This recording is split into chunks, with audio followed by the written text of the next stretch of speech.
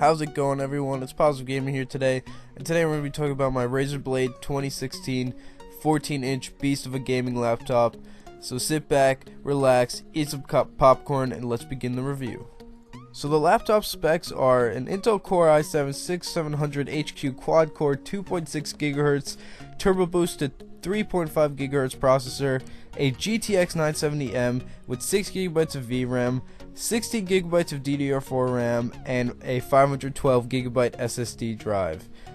You can get a 256 GB SSD drive for $200 cheaper, but I highly recommend if you're going to get this laptop, you go for 512 because it's got faster read and write speeds and it has more space.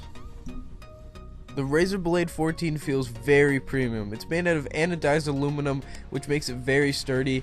The problem with this finish is it smudges very easily, and there's sharp edges that can lead to a little bit of wrist discomfort, and that's pretty much it to the finish. It's very premium and feels very nice.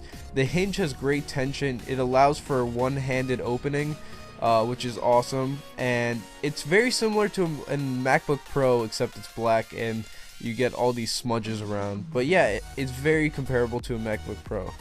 The Razerblade has a 14-inch IGZO panel display that has a Quad HD screen with a glossy finish.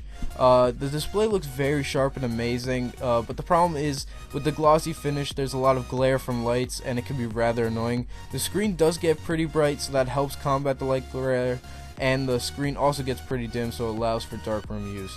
There is also a touchscreen function, so if you need it, it's a very nice added feature and it works really well. The Razerblade speakers are a little underwhelming. They sound alright, they are a bit tinny sounding, and they aren't very loud.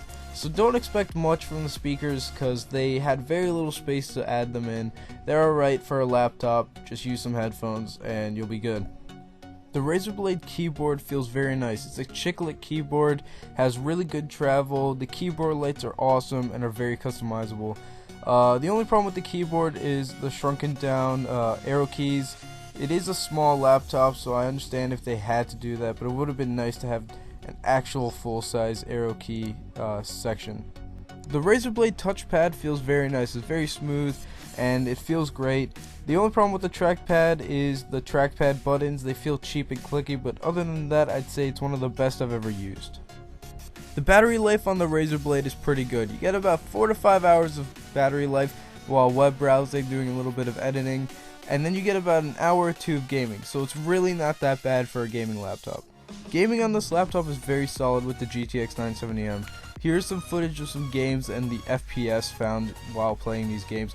By the way, all these games are played in 1080p with higher ultra settings. Get out. What the hell?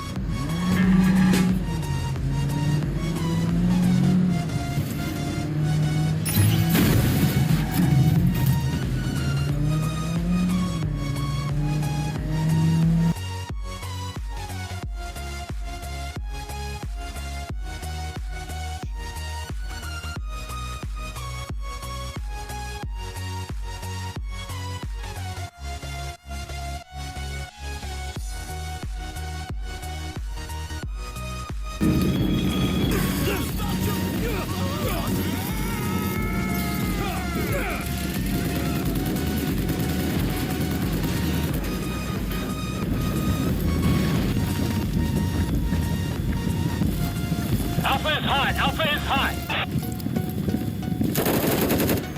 We just taken Alpha. Oh, shit! We've got hostiles attacking Alpha. Hey, hostiles just entered Alpha! Watch yourself! Casualty! Let me down.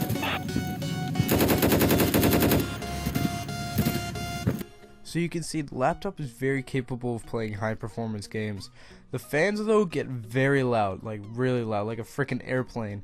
So I would recommend you use headphones and you get a laptop cooler, a laptop mat that allows you to have better air intake for the fans. Heat is exhausted in the bezel area, so right in front of the keyboard, and then there's air intake from the bottom. I almost forgot to mention the side ports for the laptop. So there is a USB 3.0 port on the right side, a HDMI port, and a Thunderbolt port for the right side of the laptop. There is no SD card reader, which is a real shame. I don't know why they didn't add that. I know this was built for gamers, but this laptop is great for editing, and an SD card would have been really helpful.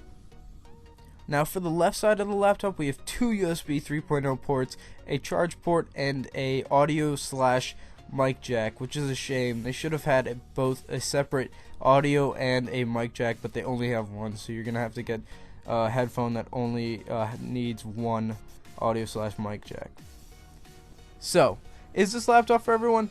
Absolutely not. It's a great laptop, it's very sleek and it's very appealing, has a great feel, and it's very powerful for its size. The GTX 970M will be good for a couple of years playing on high settings. However, if you want a pure gaming laptop, you're going to have to find it elsewhere. You can find better performing laptops for cheaper, and one great example of that is an Acer Predator 15. It's very thick, but if you want performance for cheaper cost, you're going to want to go with that because it has a GTX 980M. But you're basically paying a large amount of money for the premium feel of the laptop. It's thin. Not many laptops are thin and this powerful, so keep that in mind. Anyways guys, hope you've enjoyed the video, and I hope you found it useful.